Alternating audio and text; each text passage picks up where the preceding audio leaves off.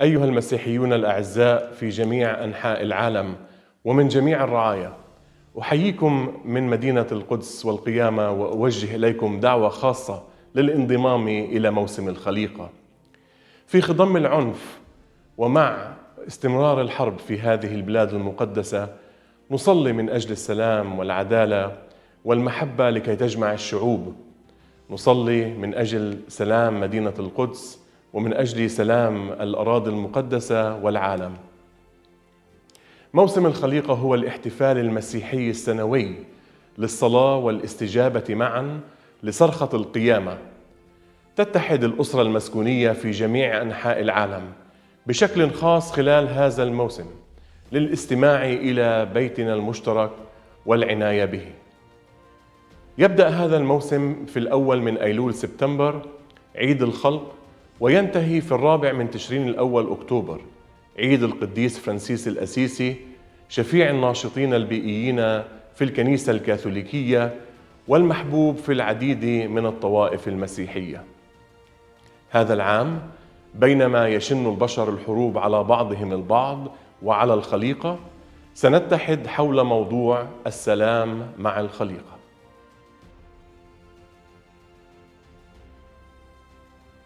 Season of creation is a time to renew our relationship with God, our Creator and all creation, through celebration, conversion, and commitment together. The preparation stage for Season of Creation this year begins in February. God is calling us in different ways in our diverse contexts. To celebrate the season ecumenically, we must first reach out to other ecumenical leaders and call our communities to discern how to listen to and respond to the cry of creation. The preparation stage is key to preparing for the season of creation, creating bonds and relationships, renewing the joy of meeting and embracing each other, and cultivating the gifts of communion and peace as the people of God together with our common home. We would like to share with you some of the memories of last year. As people of faith from Argentina to Zimbabwe gathered to celebrate the season of creation, in celebration and in protest, in joy and in sorrow.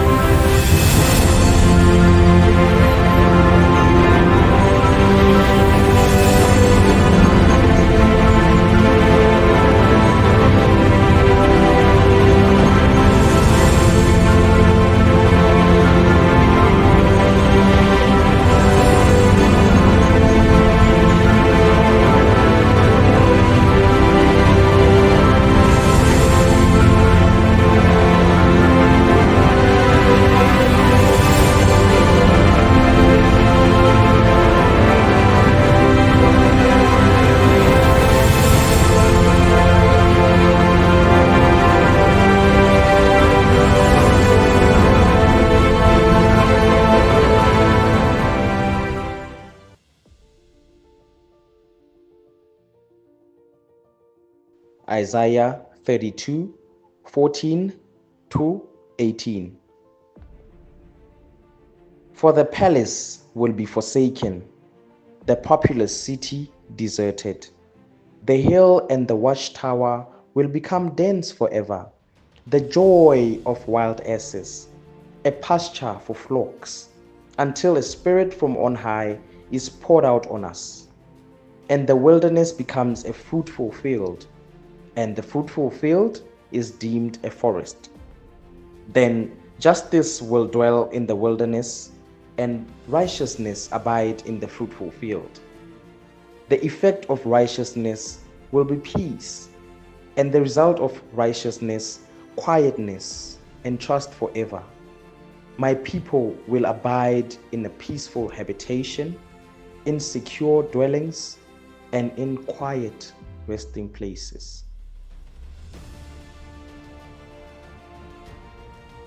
Humanity is waging war on creation.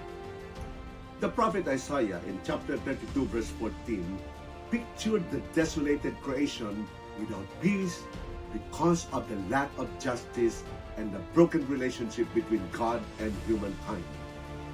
This description of devastated cities and wastelands eloquently stresses the fact that human destructive behaviors have negative impact on the earth.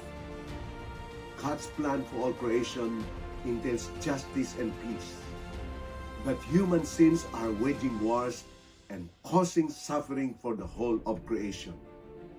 Humankind is in distress, and the entire earth lies in ruin. From the palaces of the rich to the farmlands of the poor, from the threatened forests to the depths of the oceans. The prophet Isaiah describes what the dwelling of human is like when creation has no peace.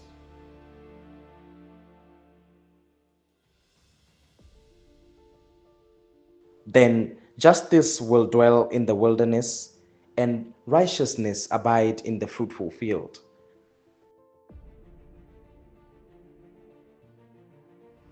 For hope, creation will find peace when justice is restored. There is still hope and the expectation for a peaceful earth. To hope in a biblical context does not mean to stand still and quiet, but to act, pray, change, and reconcile with creation and the Creator in unity, metanoia, and solidarity. The biblical verses chosen for the Season of Creation 2025 theme picture creation at peace where the people of God shall live, but only when justice is achieved. The Lord's righteousness is associated with both peace between humanity and also the restoration of the fertility of the land. The theme for this year's Season of Creation calls us to work for peace with creation. Bustanu Salam, le jardin de la paix. Isitia Sokolo. O Jardim da Paz. Garden of Peace. Na história bíblica do dilúvio, a pomba desempenha um papel de mensageira abençoada. A pomba enviada na arca de Noé retorna à arca com um ramo de oliveira em seu bico, sinalizando que o dilúvio está recuando. Como a história do dilúvio começa com uma situação em que a terra está cheia de violência, o retorno da pomba com o ramo de oliveira passou a ser conhecido como um sinal de nova paz. Quando os cristãos veem o símbolo da pomba, eles pensam no Espírito de Deus, como é descrito nos Evangelhos. O Espírito de Deus desceu sobre Jesus como uma pomba em seu batismo. Pensar no Espírito ressoa como no texto de Isaías 32, onde é prometido que o Espírito do alto será derramado sobre nós, e dele fluirá justiça, paz, tranquilidade e confiança para o deserto e campo fértil, para toda a criação. Paz e bem.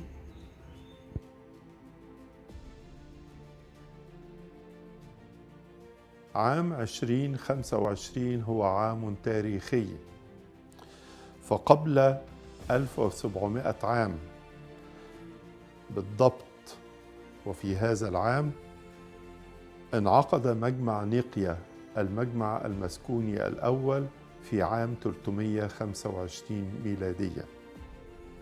اجتمع المجمع لحل النزاعات التي هددت وحدة الكنيسة، وفي هذا المجمع صيغ قانون الإيمان النيقاوي. ومع الكلمات الافتتاحية التي تؤكد إيماننا المشترك، نؤمن بإله واحد، الله الآب ضابط الكل، خالق السماء والأرض، ما يرى وما لا يرى. إنه الوقت المناسب لنتأمل بما نعنيه عندما نعترف بالله خالق كل الأشياء، ليس فقط الطبيعة. وتم التأكيد مرارا وتكرارا في سفر التكوين أن كل ما صنعه الله حسن. يظهر لنا تجسد السيد المسيح أن الله الثالوث يتجلى في الخلق، وأن ملكوت الله يعتلن حيثما يجري العدل ويحل السلام بيننا.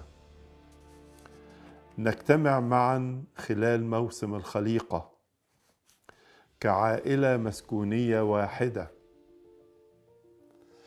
لنحتفل بهذه العائلة التي نجدها في قانون الإيمان النقاوي، هذا القانون التاريخي، بينما نتعامل أيضا مع التحديات التي نواجهها اليوم. إن الطريقة التي نتعامل بها نحن البشر مع الخليقة ومع بعضنا البعض تطغي عليها الحرب بين الشعوب والحرب ضد الخليقة. نحن بحاجة إلى التوبة، فلنغتنم هذا الزمن الكيروس بينما نحتفل بمرور 1700 عام على القانون النقاوي، ونصلي ونعمل معا في موسم الخليقة هذا من أجل السلام مع الأرض والسلام على الأرض.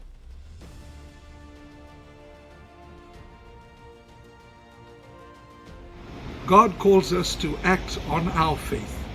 And this year, the season of creation is calling for action to address the huge costs of climate change and ecological destruction, which are being faced by the most vulnerable people. There can be no peace without justice. And one of the biggest injustices facing our world today is the huge level of debt owed by the poor and vulnerable countries to rich countries, suffering the worst impacts of climate change, even though they have done the least to cause it. Forced to take out loans to build back after climate disasters, they become further trapped in debt, an intergenerational injustice. Rich countries should be providing finance to poorer countries to address the impacts of climate change and ecological destruction. But due to unfair interest rates, funds are actually flowing from poorer countries towards richer countries. This leaves impacted countries without the funds to tackle climate and ecological breakdown in their own countries. 2025 has been declared the year of Jubilee by the Catholic Church, a year of forgiveness of sins and debts. And Season of Creation will be supporting the call for major debt relief for the poorest countries. We invite everyone participating in this season to join this call and to tell decision makers that these unfair, unsustainable debts must be cancelled before we can live in peace with each other and creation. There must be a time of justice and reconciliation, and ending debt is one step on the road to that.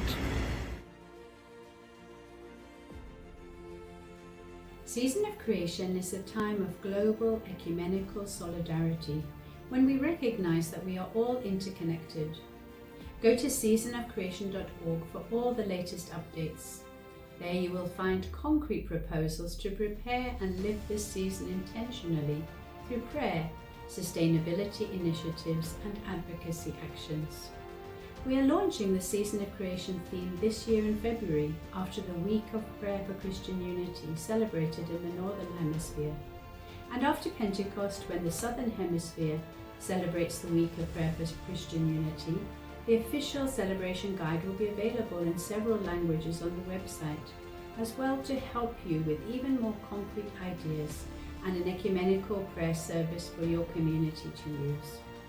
We hope that this Season of Creation renews and unites us by the one baptism and called to care for our common home. We invite you to plan and prepare your own participation in the celebration. Let us pray and act together for peace, for creation.